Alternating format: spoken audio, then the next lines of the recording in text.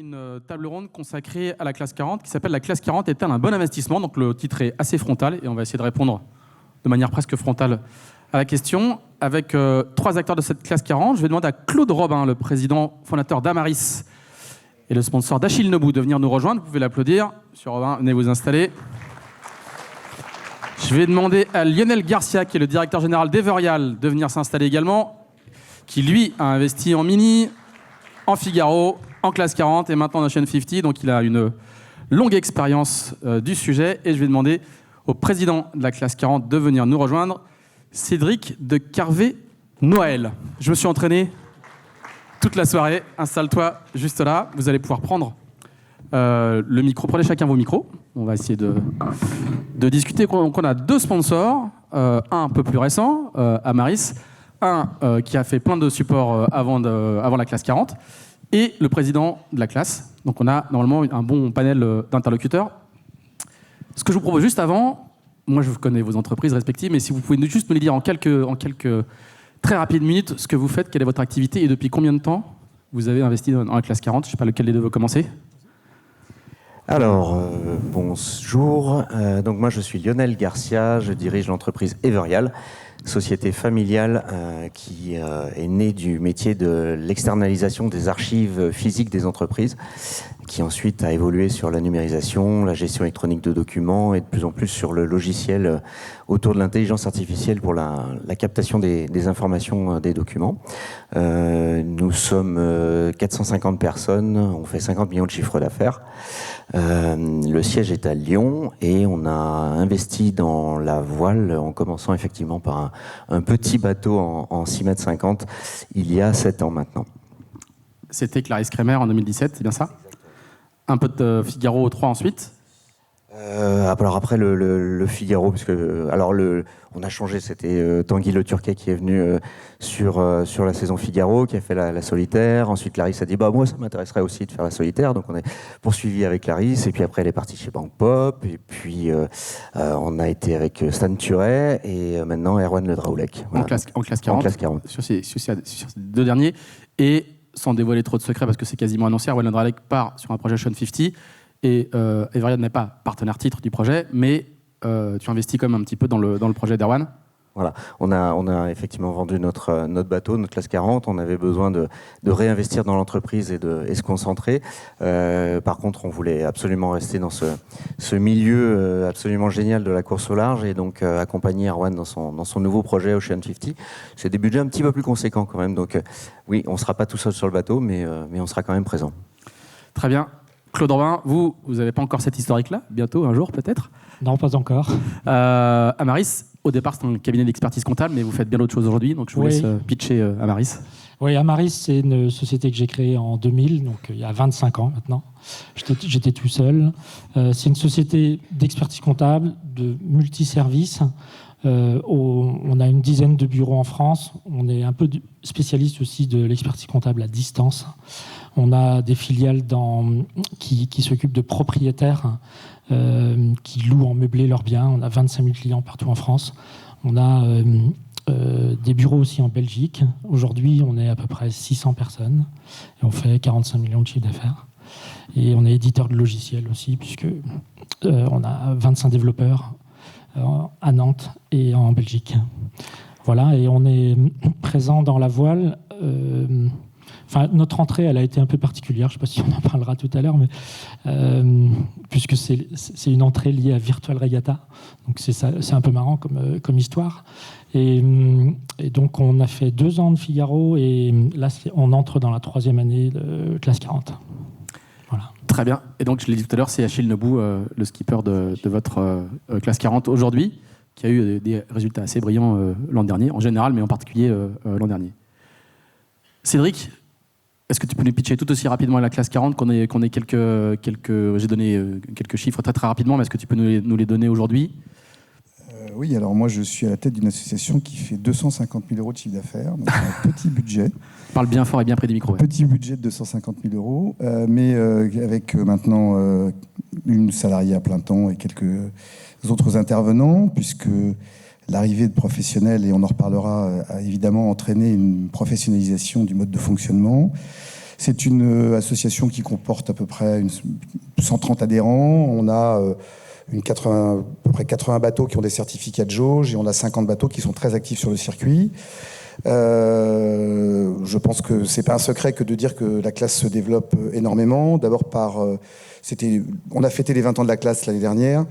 C'est une classe qui a été d'abord conçue par de purs amateurs qui voulaient faire de la course au large sur autre chose que sur des mini parce qu'ils étaient un peu trop vieux pour le faire. Et puis, au fur et à mesure, les bateaux ont véritablement évolué architecturellement parce que la jauge était assez contraignante. Donc, il a fallu que les architectes se creusent la tête pour faire des carènes qui, aujourd'hui, sont des carènes qui vont très, très vite, puisqu'on va vite, à peu près aussi vite que certains IMOCA de pas si ancienne génération que ça. Et puis, le niveau sportif s'élevant et les sponsors arrivant, il y a pas mal de gens qui sont venus du Figaro parce que aussi ils ont, grâce à la classe 40, la possibilité de pouvoir en vivre. Et c'est un élément extrêmement important. On y reviendra peut-être sur lequel moi je veux absolument qu'on appuie les choses. Et aujourd'hui, on a donc une catégorie d'amateurs éclairés, plus ou moins fortunés, un peu âgés souvent, et puis des professionnels qui viennent pour courir. Et on peut participer à toutes les courses du circuit de la course au large, ceux y compris des courses qui sont spécifiquement classe 40. Alors, pour répondre à la question, la classe 40 est-elle un bon investissement? On va essayer d'abord d'avoir une idée de ce que c'est que les montants dont on parle en termes d'investissement. Alors, suite au petit entretien qu'on a fait en début de semaine ensemble pour se caler, tu m'as dit qu'il y avait 3 axes différents et je pense que vous êtes aussi un petit peu consulté. Il y a, est-ce que c'est un bon investissement pour les sponsors? Est-ce que c'est un bon investissement pour les coureurs? Est-ce que c'est un bon investissement pour les armateurs? Donc c'est vraiment une manière de voir assez intéressante. Honnêtement, quand j'ai lancé le sujet, j'étais beaucoup plus focus uniquement sur les sponsors que sur le reste. Et j'ajouterais une 4e catégorie, parce que j'ai réfléchi un peu après notre entretien, et je pense qu'il y a aussi, est-ce que c'est un bon investissement pour les organisateurs? Très bien. Du coup, on va juste traiter du montant de l'investissement. Est-ce que tu peux nous donner, et on demandera aux sponsors ensuite, est-ce que tu peux nous donner des fourchettes ou un ordre d'idée de ce que coûte un classe 40 à l'achat aujourd'hui, de ce que c'est qu'un budget de fonctionnement, et ensuite on demandera aux partenaires investisseurs ce que ça leur coûte. Alors d'abord, je vais peut-être faire s'écrouler un mythe, mais un classe 40, ça ne vaut pas 1 million d'euros. Voilà. Aujourd'hui, il y a un raccourci qui consiste à dire... Si on veut, on peut mettre 1 million d'euros dedans. On peut mettre 2 millions d'euros d'ailleurs, mais pour faire des choses un peu particulières. Mais en tout cas, un classe 40 aujourd'hui ne vaut pas 1 million d'euros. Et ça n'a jamais... Enfin, voilà. Et je ne crois pas qu'il y ait de bateaux qui soient sortis dans des zones de prix, dans ces prix-là. Il y a quelques bateaux qui sont sortis aux alentours de 900 000 euros, et c'est vraiment le haut de la fourchette. Aujourd'hui, c'est compliqué de donner des budgets de classe 40 parce qu'il y a des gens qui font du classe 40 avec rien, ou avec 20 000 ou 50 000 euros. Et on va dire que les gros budgets, alors d'abord les budgets sont relativement secrets, donc moi ils viennent pas me voir en me disant Cédric, voilà, je vais te dire exactement ce qu'on a dépensé dans la saison. Mais on peut imaginer que les gros budgets, c'est peut-être 400 ou 500 000 euros par an. Mais globalement, on fait une très belle saison avec 200 000 euros de budget. Et pour ce qui est des prix des bateaux, parce que ça rentre évidemment en ligne de compte, là je parle de budget de fonctionnement, pour ce qui est des prix des bateaux, aujourd'hui on a, d'abord tout le monde sait qu'il y a 2 catégories de bateaux, il y a les pointus et les SCO. De façon assez étrange, l'année dernière on a eu 15 transactions de bateaux, il y avait 13 pointus et 2 SCO qui se sont vendus. Les SCO se vendent entre 150 000 euros et 350 000 les pointus se vendent entre 150 000 euros et 350 000 euros. Donc, c'est vraiment des budgets qui restent très raisonnables. Et pour ce qui concerne les SCO, il y a eu une espèce de situation très figée parce que, pour des raisons que je ne me suis pas bien expliquées, les coureurs ne voulaient pas vendre des bateaux à leur prix véritablement de marché. Donc, ils avaient acheté des bateaux aux alentours de 750 000 euros. Et le marché d'occasion était figé à ce prix-là, ce qui n'avait absolument aucun sens. Aujourd'hui, c'est en train de se réguler, les prix sont en train de descendre et on peut acheter des bateaux, des SCO à partir de 400 000 euros, ce qui permet quand même vraiment de rentrer dans la classe par la grande porte. Donc, on est dans des budgets qui sont très contraints, très mesurés, et aussi on est dans des budgets de fonctionnement qui le sont tout autant, parce que nous, classe 40, on s'efforce de faire en sorte que les budgets soient capés, et on a mené pas mal d'actions qui d'ailleurs quelquefois déplaisent un peu, mais en obligeant soit les fournisseurs, je prends le cas de l'électronique, on sait très bien que les centrales inertielles aujourd'hui qu'on a à bord, on les a capées dans la jauge à 6 000 euros, eh bien, elles sont toutes à 5 999 euros. Et on les aurait mis à 10 000, elles auraient été à 9 900. Donc maintenant, on va imposer des choses comme ça dans la jauge. On a fait un gros effort sur les assurances. Les bateaux neufs payaient 45 000 euros d'assurance. Je trouvais que c'était quand même totalement ridicule. On a fait une négociation très dure, pas très dure, mais très friendly avec une compagnie d'assurance Allianz. Et on est passé de 45 000 à 18 000. Donc ça prouve que rien n'est impossible.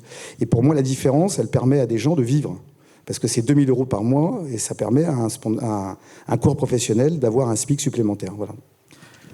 Très bien. Monsieur Robin, Monsieur Garcia, est-ce que vous êtes OK pour nous donner un petit peu les montants des investissements que vous avez pu faire, soit que vous avez fait, soit que vous êtes encore en train de faire aujourd'hui en classe 40 Je ne l'aurais pas demandé avant. Hein. Alors, au centime près, je ne sais pas, mais grosso modo, nous, on a acheté le bateau neuf. Vous étiez propriétaire du bateau? Oui. Alors, on a une société indépendante d'Everial qui est propriétaire du bateau. On l'a fait construire et on l'a dû le payer tout complet avec une deuxième quille, puisqu'on a changé la quille qui ne marchait pas au début. Ça a dû nous coûter 850 000 euros. Donc, par rapport à ce que tu disais. Et on a un amortissement du bateau sur 7 ans. Et amortissement compris, le budget de fonctionnement, c'est 450 000 euros par an. Et là, tu l'as revendu? Et là, je l'ai revendu. Et on est dans les alentours des 400 000 euros aussi. Très bien. Claude Robin?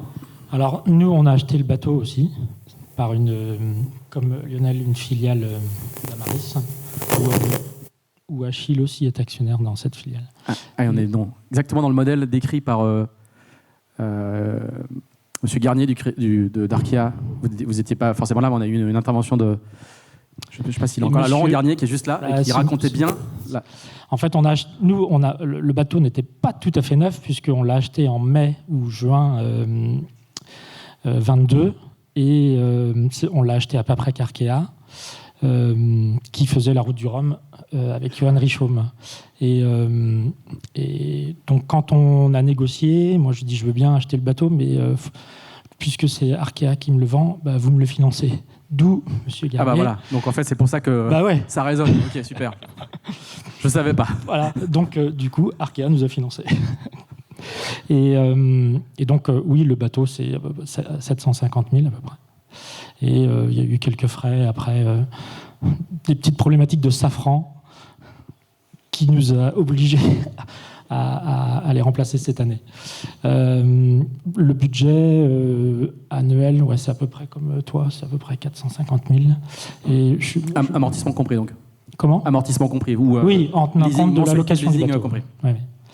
Et après, il y a des budgets plus élevés, je pense, Je pense qu'il y en a peut-être un ou deux, mais à mon avis, c'est pas si significatif que ça.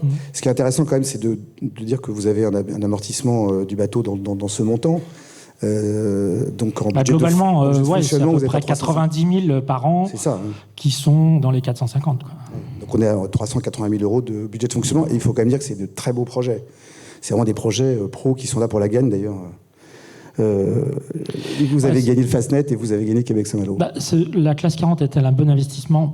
C'est sûr que c'est un bon investissement quand on termine dans les premiers.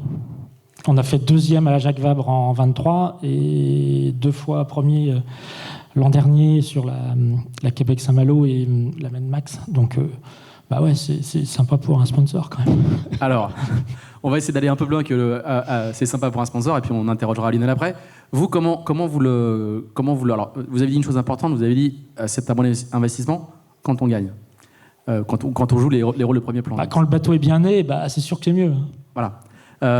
Comment vous le mesurez un petit peu cette rentabilité? C'était quoi vos objectifs quand vous avez investi et surtout comment vous mesurez la rentabilité ou la qualité d'investissement? Déjà, pourquoi on est rentré nous dans le milieu de la voile? C'est d'abord une rencontre avec Achille et en fait ça a bien fonctionné. On est parti sur Figaro et il m'a proposé le projet Classe 40. Ensuite, nous, pourquoi on est dedans? Ça apporte on est dans un marché ou dans un milieu un peu pas tellement marrant. L'expertise comptable, ça fait pas rêver. Et ça apporte de la fraîcheur de la fraîcheur, parce qu'il n'y a pas beaucoup d'acteurs dans ce domaine, ça apporte autre chose. On est partenaire aussi d'un principal d'un marathon. Donc on est côté mer, côté terre, hein, marathon de la Côte d'Amour à Maris, à la Baule. Là, c'est pas pareil, c'est plus populaire, 15 000 participants, etc. Et donc on est des deux côtés. Et ce qui est important pour nous, c'est aussi faire naviguer du monde. Et en 3 ans, en fin d'année, là, en septembre, on aura fait naviguer 360 personnes sur le bateau. 1/3 des clients et partenaires et 2/3 des collaborateurs. Et c'est sûr que plus on fait naviguer nos collaborateurs, plus cette idée qui est c'est la marotte du patron, ce serait mieux d'augmenter nos salaires que de... tout le monde a ces réflexions-là. Hein. Quand il navigue, ça tombe. Après, du coup, le métier d'un skipper, d'un navigateur, c'est naviguer, mais c'est aussi faire des RP, hein, et bien les faire. Et ça, c'est super important pour nous, parce que tout le monde revient enchanté avec Achille, qui est très bon dans ce domaine aussi. Alors, pardon, deuxième question complémentaire. Sur la partie média, on sait que c'est un vieux problème, mais comme moi je faisais du classe 40, on entendait beaucoup parler. Est-ce que vous mesurez ? On utilise un logiciel, je ne sais plus comment il s'appelle, qui mesure les effets, les publicités, l'équivalent publicitaire. Ouais. Hein, et sur 2 ans, on est à peu près à 200 000 €. Alors, ça vaut ce que ça vaut, parce que quand on met que le mot Amaris sur Ouest France, je ne sais pas si c'est l'équivalent d'une pub, parce que, déjà, les gens ne savent pas trop ce que c'est. Mais globalement, c'est 200 000 €. Si on veut comparer, tout le monde veut se comparer, c'est ça. Alors, c'est sûr que si on termine 25e, c'est pour ça que je dis, c'est quand même important de performer. De performer. Alors, si on prend donc c'est 200 000 € sur 2 ans, donc c'est sur 2 ans, 100 000 € par an. Ouais. Ok. Donc du coup, si on prend les raisonnements, c'est pas mal. Mais si on prend les raisonnements et que on peut voir en IMOCA où ils vont dire j'ai fait x5 ou x10, là vous n'êtes pas dans un multiple. Cette retombée annuelle, elle est inférieure à votre investissement annuel. On est d'accord. Voilà. Oui. Ça c'est important à avoir en tête. Mais malgré tout, vous considérez que c'est un bon investissement parce que vous avez d'autres indicateurs qui sont le nombre de personnes que vous faites naviguer. C'est difficile à mesurer. Ça contribue à notre marque employeur, encore une fois. Et qui est un gros sujet chez les comptables. Et qui est un gros sujet chez beaucoup de métiers. Et chez nous aussi, ça contribue à l'attractivité, ça contribue à mieux recruter, parce que, en fait, c'est tout cet environnement et qui fait qu'à un moment, je pense qu'on arrive mieux à recruter que d'autres. Ça, vous n'arrivez pas à l'objectiver par des chiffres et par une mesure. C'est difficile à mesurer. Enfin, y a des trucs plus faciles à mesurer que la voile, ça c'est sûr. Nous, on a sorti une vidéo sur la marque employeur, une vidéo un peu décalée, qui a fait 200 000 vues. On a eu 100% de CV en plus après. Donc là, c'est facile. Mais la voile, c'est un peu moins facile. Lionel, toi, au vu de ton expérience et des chiffres qu'on vient d'évoquer, toi, est-ce que tu considères que c'est un investissement, que la classe 40 est un bon investissement et sur les différentes saisons que tu as pu faire en classe 40? Et si oui, comment tu l'as mesuré? Alors la réponse est oui. Sinon, on ne continuerait pas de toute façon. Je pense qu'il y a quand même une petite part de feeling et un sentiment d'appartenance à un milieu quand on se lance dans la course au large, au-delà des chiffres purement de retombées médiatiques. Alors je rejoins effectivement, alors j'ai pas calculé le nombre de personnes qu'on a fait naviguer, mais c'est assez important, plus en interne qu'en externe. On a un métier où les clients ou les prospects acceptent difficilement de venir naviguer parce qu'ils considèrent ça comme des cadeaux. Mais nos collaborateurs, oui, ils ressortent avec un grand sourire et systématiquement c'est ah bah oui, je comprends pourquoi vous avez investi là-dedans et c'est génial. Donc oui, la marque employeur ça renforce énormément l'attractivité, l'image de marque. Alors après évidemment, on a tous envie de gagner, on a tous envie d'être sur le podium, le skipper le premier bien sûr. Maintenant, je pense que Est-ce que c'est rentable? Ça dépend de l'objectif qu'on se fixe. Tous les sponsors de la classe 40 n'ont pas l'objectif de gagner. Ils n'en ont pas tous les moyens non plus au niveau des bateaux, des skippers. Donc déjà, c'est important de savoir pourquoi est-ce qu'on y va, quel objectif on se fixe, et est-ce qu'on atteint notre objectif à la fin de l'année ou des 3 ans. Et la visibilité, ça dépend aussi beaucoup de nos amis médias. Et la voile, la course au large est un des rares sports encore en France, peut-être avec le cyclisme, où on cite encore des marques. Quand on parle de football, de handball ou de rugby, on cite pas le nom des sponsors qui sont sur les maillots. Là, c'est le bateau à Maris, c'est le bateau, voilà. Et donc, c'est encore un des rares sports comme ça, même si les médias se font un malin plaisir de skipper, de citer le nom des skippers de plus en plus. Mais de toute façon, c'est à partir du moment où on y va, il faut qu'on décide que ça soit rentable. Et puis, il y a un point important aussi, c'est que sur le plan économique, par exemple, nous, on est vachement présents en Bretagne Sud, on a des bureaux à Lorient, Quimperlé, ça a du sens aussi, puisqu'on n'est pas loin du bateau. Et donc, en termes de communication, c'est quand même plus facile. Je vais reposer ma question de est-ce que c'est un bon investissement ou pas, en changeant juste un petit peu l'angle. Est-ce que tous les deux, vous avez les mêmes niveaux d'investissement, environ 450 000 € par an? Est-ce que, de toute façon, ces 450 000 € là, vous les investiriez dans la marque employeur, vous les investiriez dans la communication interne, vous les investiriez dans les activations auprès de vos salariés? Alors, nous, c'est 450 000 le budget global, mais il n'y a pas que nous. Nous, on est partenaire principal et on a trois autres partenaires qui complètent le truc pour arriver à 450.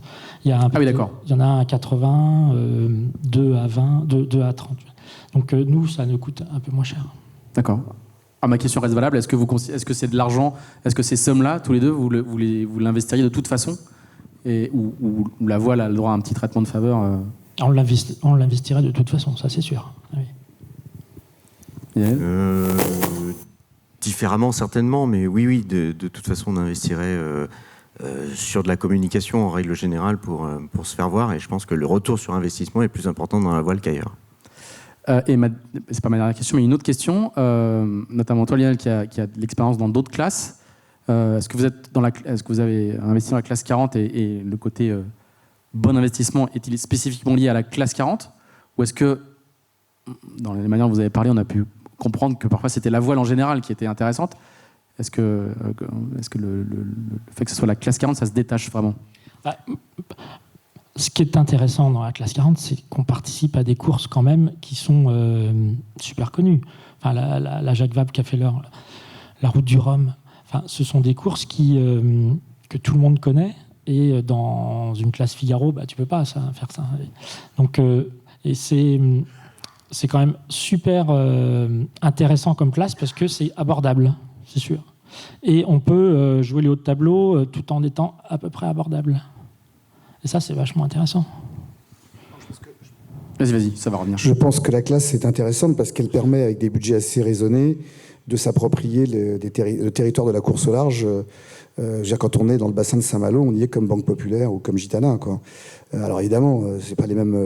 Comme on est très nombreux, on nous voit un petit peu moins, mais en tout cas, ça permet quand même de dire on a fait la route du Rhum, on a fait la Jacques Vabre, et je pense que si on n'avait pas d'ailleurs ces deux grands piliers de la course au large, et je mets également Québec-Saint-Malo dans le lot, ça serait forcément plus compliqué. Nous, en termes de projets, on voit bien que les projets ils débutent 3 ans avant le Rhum, et qu'il y a en ligne de mire la route du Rhum.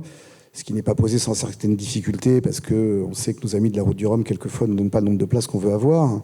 Mais on discute avec eux gentiment. Mais c'est vrai que c'est un bon investissement dans ce cadre-là. C'est aussi un investissement extraordinaire pour des amateurs comme toi et moi, parce que c'est une classe qui permet d'accomplir ses rêves. Il n'y a pas que l'argent, finalement, dans la vie. Il y a aussi, est-ce que ça vaut le coup d'investir quand on est un amateur dans un classe 40 pour aller faire des choses dont on a rêvé toute sa vie? Je pense que ça l'est véritablement. Et que c'est un épanouissement personnel qui n'a pas de prix, pour le coup. C'est un aspect un petit peu plus humaniste des choses, mais ça fait, comme la classe a cette particularité d'être pro-am, je pense que tout le monde y trouve son compte à la mesure du budget qu'il y met. Et ça, c'est important. On a parlé de la mesure des retombées. Est-ce que toi, tu as des chiffres ou des actions? C'est une vieille lune. Hein. Quand je faisais du classe 40 il y a 10 ans, c'était déjà un sujet assez central. Où est-ce que vous en êtes? Est-ce que vous arrivez à le traiter? Parce qu'on sait que c'est... Pour répondre à ce genre de questions, une partie de la réponse est là. C'est vrai que la classe 40 était plutôt focalisée sur on essaie de gérer nos courses, notre jauge, etc. Et on s'arrêtait un peu là.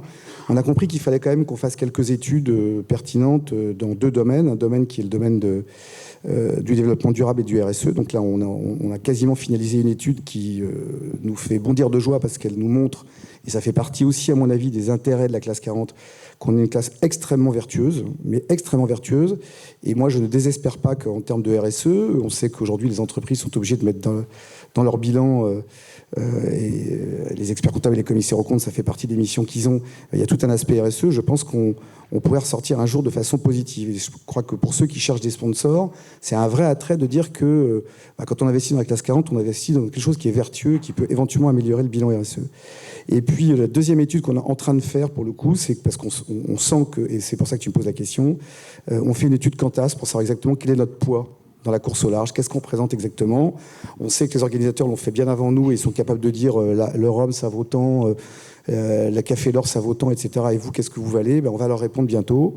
Voilà ce qu'on vaut en termes de retombées. Donc ça dure 1 an et on a débuté le cycle là au mois de décembre. Donc j'espère que je pourrai te le dire l'année prochaine.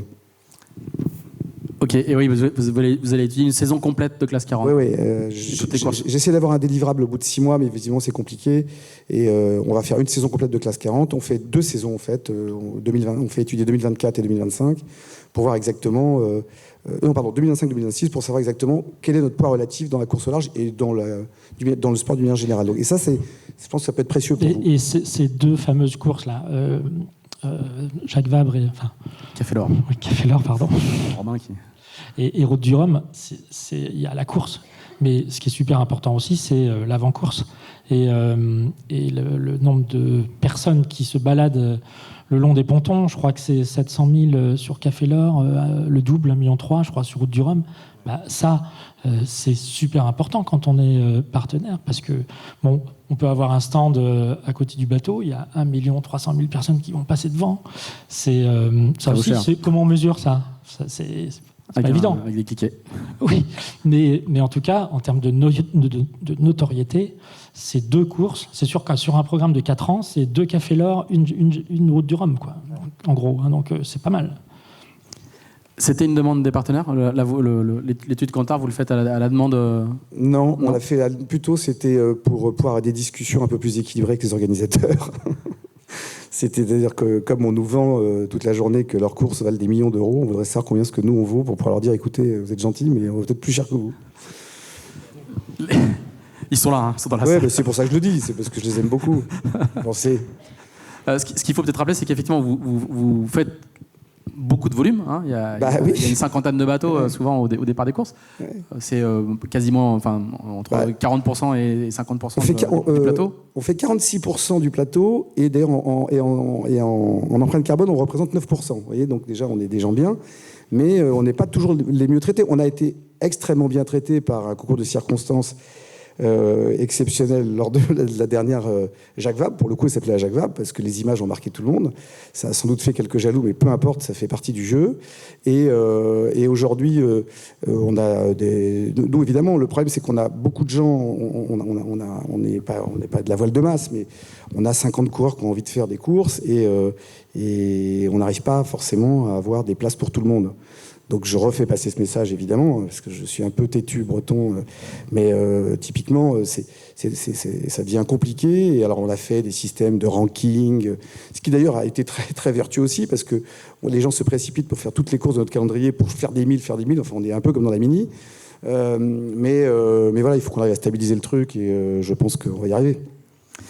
Alors, qu'est-ce qu'on peut faire de mieux? Parce que là, pour l'instant, la discussion est assez unanime. C'est un investissement rentable. Après, je n'ai pas cherché de sponsors qui viennent... Il n'y a pas que les 450, parce que pour que ça marche, il faut faire des événements autour du truc. Il y a activation. Il y a le budget de fonctionnement, mais il faut faut animer un peu les choses. Il faut activer. Il faut activer, ouais. Et alors? Nous, encore une fois, sur ces grandes courses qu'a fait l'heure, eh bien, on fait un événement le samedi d'avant, on invite une centaine de personnes au moins. Ça permet aux gens de visiter les pontons, de regarder pas que des classes 40, mais justement, ça attire. Et ça réunit du monde.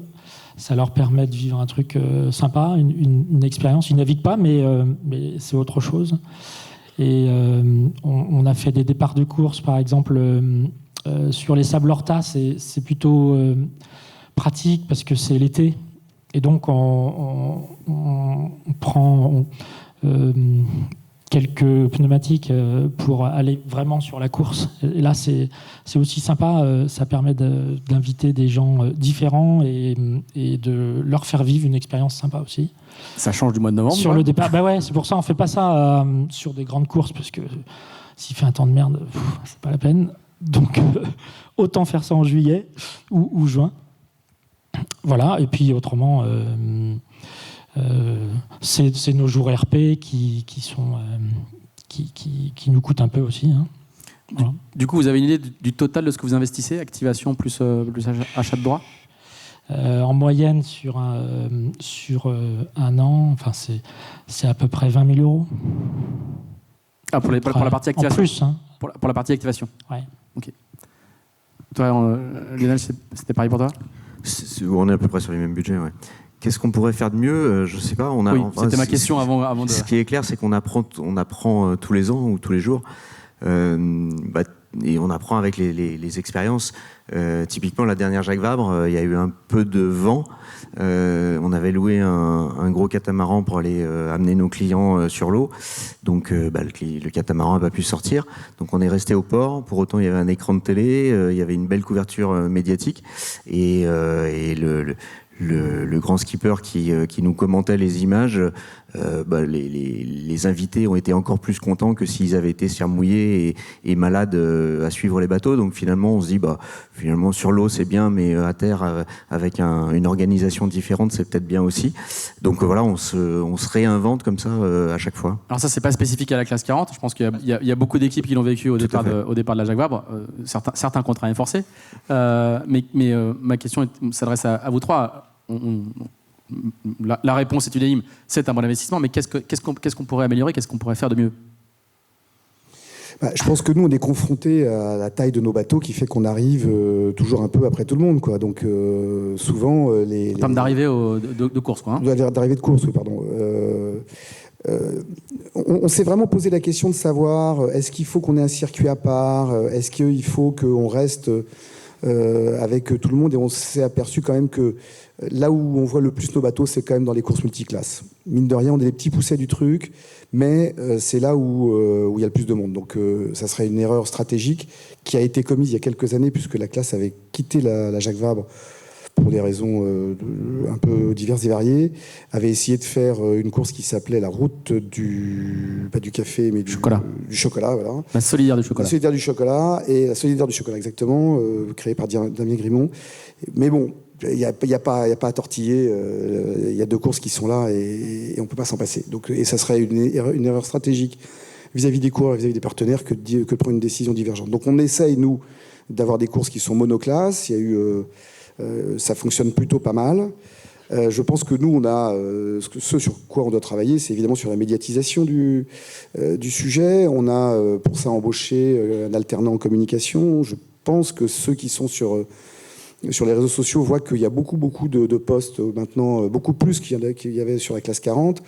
Tout ça, c'est un travail de fourmi. Mais il faut pas, on sera jamais des ultimes, quoi. On sera jamais des IMOCA. Il y a un moment donné, il faut pas espérer.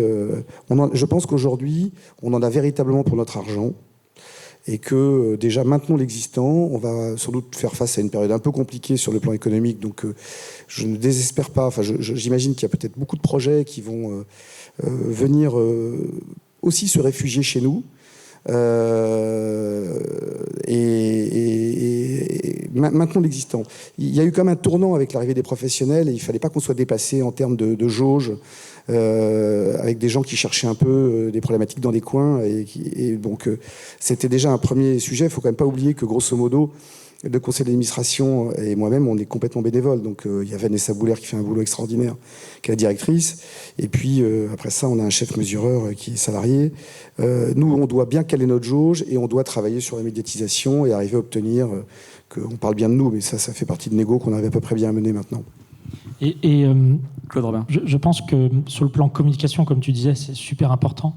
Sur 2 points, l'éco-responsabilité, c'est sûr. Hein, nous, ce serait important de relayer tout ça. Les bateaux qui sont sans carbone, pas de foil, petit budget, ils arrivent à faire plein de choses parce qu'ils sont malins. Ça, c'est important. Et puis aussi, je trouve que c'est une classe qui est super relevée, quoi. Il y a beaucoup d'anciens figaristes, ça se tire la bourre, 2 vainqueurs du Vendée Globe cette année, je crois.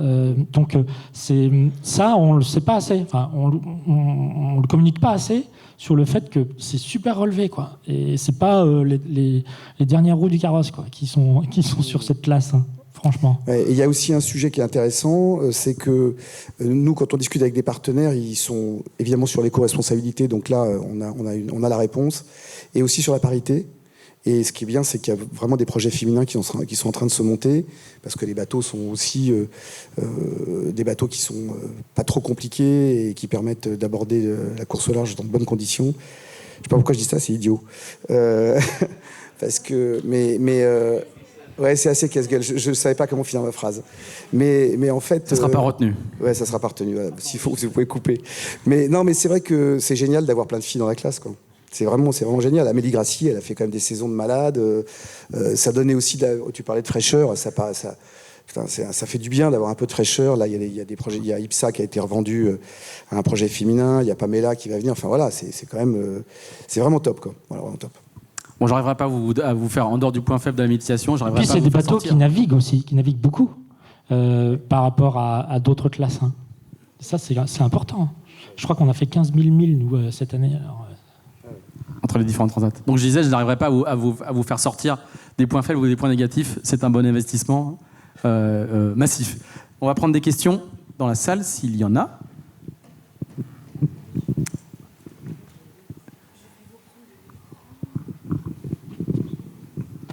Marine, là, et après il y aura Marine juste au-dessus. Bonjour, Anne Combier, avec 2 classes 40 cette année. Je pose la question, Monsieur Robin, vous parlez de 450 000 euros de budget de fonctionnement. Est-ce que vous avez bien, enfin peut-être, certainement, l'amortissement du bateau dedans ? Oui. Ok, d'accord. À hauteur de 80-90 000. Ok, non, c'est pour savoir, merci beaucoup. Et la deuxième chose, au niveau de l'activation, la question, c'était un petit peu, vous parlez de 20 000 euros à peu près. Vous faites que des événements sur les courses, ou est-ce que vous faites d'autres choses en interne ? Comment ça se passe ? On fait des événements sur les courses. Quand Achille gagne, on le fait venir aussi. On fait des événements sur Nantes, par exemple, où on a fait venir nos clients. On fait des films sur la course, sur son film. Et ça fait venir du monde aussi. Ça fait partie des activations. Quand il ne gagne pas, on ne le fait pas. Non, mais je plaisante. Mais, quand il a terminé 2e, on l'a fait aussi. C'est pas beaucoup, hein, c'est la réflexion que je me fais. 450 000 euros de budget. Alors, on a compris que c'est le budget. Non, nous aussi, on fait comme c'est le budget global. 40, c'est le budget du projet. Hein. C'est pas ce que vous mettez un petit peu moins, mais c'est le budget du projet. Mais 20 000 euros. Non, mais final... on fait nous-mêmes aussi. Hein. Enfin, on est dans l'esprit classe 40. Hein. On n'est pas, on dépense pas des 1000 et des 100 et puis du champagne à gogo. Hein. C'est plutôt du cidre. Hein. Non, mais c'était l'objet de ma question. Je trouvais que c'est assez bas par rapport à ce qui se pratique. C'est pour ça que je vous posais la question. Mais c'est déjà très bien de le faire. Non, mais je crois qu'on se leurre un peu sur les budgets. Hein. C'est-à-dire que, encore une fois, quand... je pense que... Pardon, je complète la question d'Anne. C'est plutôt la proportion... On s'appelle pas Arkea, hein. C'est plutôt la proportion entre le budget d'investissement et le budget d'activation. Là, on est à... si j'arrondis à 400 et qu'on met 20 000, on est à 5%. Quoi. Ah oui, tu parles exactement ça, oui. Ouais. On est à 5%. Mais le budget, c'est quand même un projet gagnant qui, grosso modo, en budget de fonctionnement est à 350 000 euros. Quoi. Là, en fait, on ne parle pas de ça. On parle de la proportion entre l'activation et l'investissement, qui est particulièrement faible. C'est ça la question. Hein. Je traduis, Anne. Marine?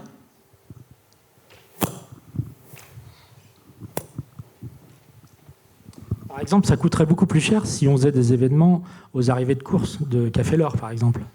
Parce qu'il faut aller là-bas. Donc, on préfère faire le départ. Sauf Québec. Et puis, c'est pas très RSE de prendre l'avion à 50 personnes. Marine? Moi, j'ai envie de rebondir. Après, j'aurais une question.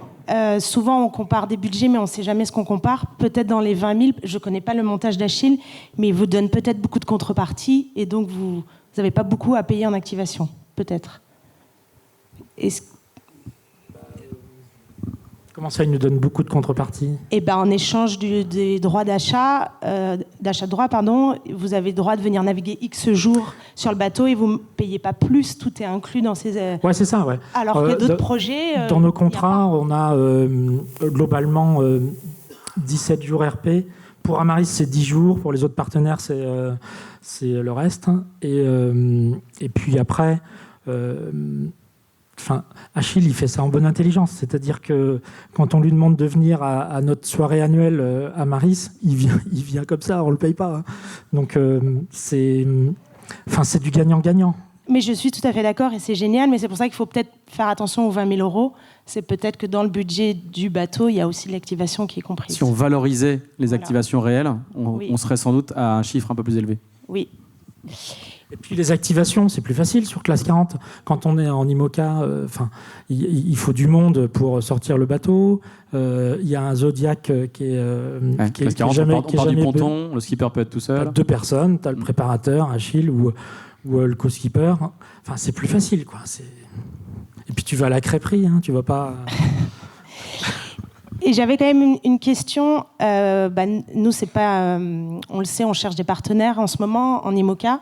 Nous, c'est Maître Coq. Hein. Le team Maître Coq. L'équipe de Yannick Bestaven cherche des partenaires pour remplacer Maître Coq. Quel a été le déclenchement pour investir dans la voile? C'est une rencontre? C'est les chiffres qu'on vous annonce qui sont formidables et vous avez envie d'en faire partie? Si vous avez commencé petit et évolué avec le projet, qu'est-ce qui déclenche la décision d'investir? L'histoire familiale. Ouais, alors moi, si vous avez 2 heures, on peut en parler. J'ai du temps. Non, mais c'est une histoire un peu particulière. C'est que mon papa qui a créé Everial, avant Everial, avait créé une autre société dans le transport rapide qui s'appelait Jet Service et qui a eu une grande saga pendant une dizaine d'années avec quelques catamarans. Donc, moi, j'ai joué la nounou des marins quand j'étais petit et donc ça m'a marqué. Je me suis dit, il faut que j'y retourne. Moi, c'est évidemment une rencontre, puisque ça a démarré pendant le Vendée Globe 2020. J'étais sur Virtual Regatta, il y avait 1 million de personnes, tout le monde était confiné à l'époque, qui jouaient sur le jeu, et je me dis, tiens, ce serait pas mal de sponsoriser un bateau sur le jeu. Et ça n'existait pas trop. Donc je regarde les navigateurs qui étaient certifiés qu'on voyait, et je me fais une petite liste. Je dis, tiens, Achille, il a une bonne tête. Je vais le contacter sur LinkedIn. 2 heures après, on avait une visio. Je lui dis, j'aimerais bien te sponsoriser. Il me dit, ah bon? Super. et il a contacté le jeu. Et puis, on a réussi à brander le bateau Amaris. Et là, c'est là où il était pas... Il est malin. C'est qu'il dit, moi, je prends rien. Ça nous a coûté 5 000 € à Virtual. Et il termine premier navigateur certifié sur le jeu. Et il s'est battu, hein, il a même fait des nuits blanches et tout, même le jour de Noël. Et on s'est rencontrés après à Lorient, en vrai, et il me dit, cherche un sponsor sous le Figaro. Et je lui dis, ouais, ok, super. Et du coup, on est parti comme ça. Donc c'est vraiment lié à une rencontre. Et après, on lui a fait confiance. Nous, notre principale valeur chez Amaris, c'est faire confiance aux gens. C'est pour ça qu'on s'est développé, parce que moi, je fais confiance. Et il s'est fait confiance, et on a bien vu la différence entre le premier Figaro et le deuxième. Le premier, il était il termine 17e. Souvent, quand on n'a pas trop confiance, on suit les autres en Figaro. L'année d'après, on le suivait, il termine podium, 3e. Et donc... après, je lui ai fait confiance sur le classe 40 en disant, il me dit un coup à faire, c'est Johan Richaume, il se trompe pas beaucoup sur les bateaux, quoi. Et donc voilà, et on y va. Et donc c'est des aventures humaines. Et c'est ça qu'on aime bien, nous, chez Amaris. C'est toujours comme ça. Donc, effectivement, il y a 7 ans, moi, j'ai toujours suivi la voile, mais c'est marrant pour un expert comptable, mais je dis, les business plans, c'est fait pour pas être réalisé, quoi. Ça, on va le garder au montage, quand même. Non, mais c'est vrai, ça arrive. C'est jamais ce qui est prévu qui arrive. Donc, on fait des business plans pour les banquiers. Voilà. Mais soulagement général dans la salle. Et donc c'est pareil, les rencontres, c'est ça. Hein. Très bien. Une autre question ?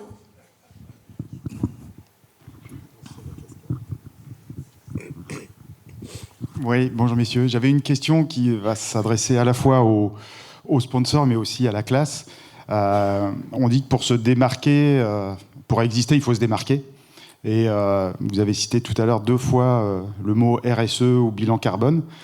Et est-ce que c'est un axe aujourd'hui que la classe 40 veut porter ? Et est-ce que du côté investisseur, sponsor et même armateur de bateaux, c'est quelque chose... comment vous voyez ça dans l'avenir ? Est-ce que c'est quelque chose qui doit être renforcé au sein de la classe justement pour qu'elle sorte du lot ? Et voilà, et quel poids vous donnez à ça aujourd'hui et peut-être dans le futur aussi ? Parce que voilà, il y a quelques classes qui ont fait des pas en avant. Moi, je connais bien la classe 40. J'en ai fait pendant longtemps. Je suis passé en IMOCA. On a par exemple la règle de la voile verte qui est en place, qui est pas assez ambitieuse à mon goût, mais qui a le mérite d'exister. Est-ce que vous, justement, c'est un point sur lequel vous pourriez vous différencier de manière positive ?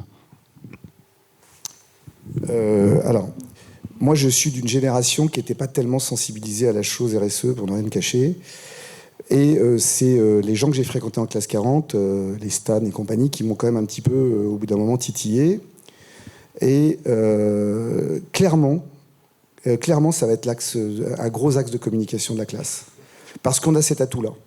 Je veux dire, on n'a pas besoin de transformer nos bateaux. Ils sont déjà extrêmement vertueux.